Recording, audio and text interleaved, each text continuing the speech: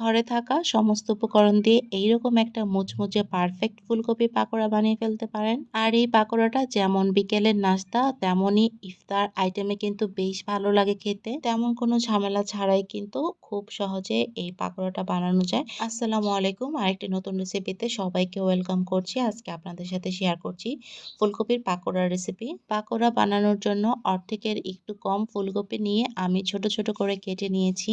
পরিমাণ মতো পানি আর হাফ চামচ লবণ দিয়ে আমি 2 মিনিটের মতো সিদ্ধ করে নিয়েছি। এমনভাবে সিদ্ধ করতে হবে যেন ভেঙে না যায়, কারণ এটাকে আমরা আবার ফ্রাই করব।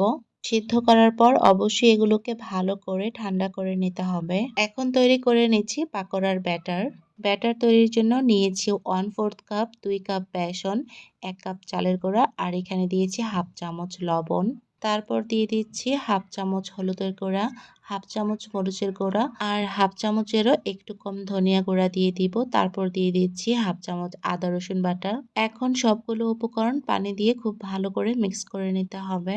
আমি যে কাপ দিয়ে বেসন আর চালের গুঁড়া দিয়েছি ওই কাপেরই 2 কাপ পানি দিয়ে প্রথমে একটু মিক্স করে নিচ্ছি। ব্যাটার তৈরির সময় সবটুকু পানি একসাথে দেয়া যাবে না। আমি আবারও ওই কাপের 1 কাপ পানি দিয়ে মিক্স করে নিচ্ছি। এখানে আমার টোটাল 1/4 কাপের 3 কাপ পানি লেগেছে ব্যাটারটা তৈরি করতে। আপনারাও যেই পাত্রটি দিয়ে বেসন বা চালের গুঁড়া দিবেন ওই পাত্রটি দিয়েই পানি দিবেন, তাহলে মাপটা সঠিক হবে। খুব ভালো করে মিক্স করে নিতে হবে যেন দানা দানা ভাব না থাকে। এখন আমি ফ্রাই প্যান বসিয়ে তেল দিয়ে দিয়েছি গরম হওয়ার জন্য। ব্যাটারের ঘনত্বটা কেমন হবে একটা ফুলকপি চুবিয়ে আমি আপনাদের দেখিয়ে দিচ্ছি। ঠিক এইরকম হবে ব্যাটারের ঘনত্বটা।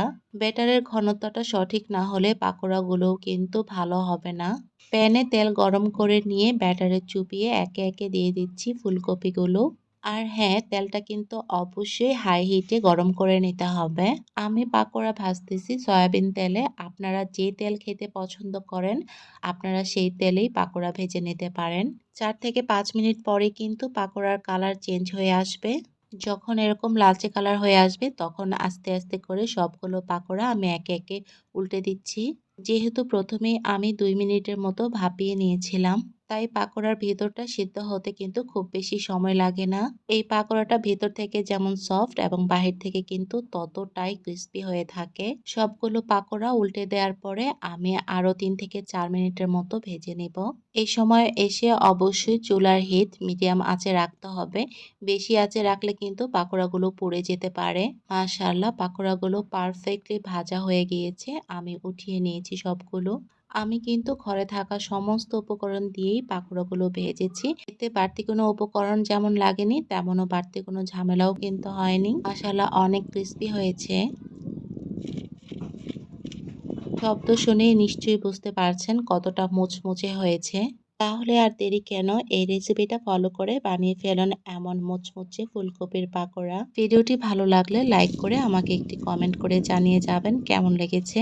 সবাই অনেক ভালো থাকবেন, সুস্থ থাকবেন। আল্লাহ হাফেজ।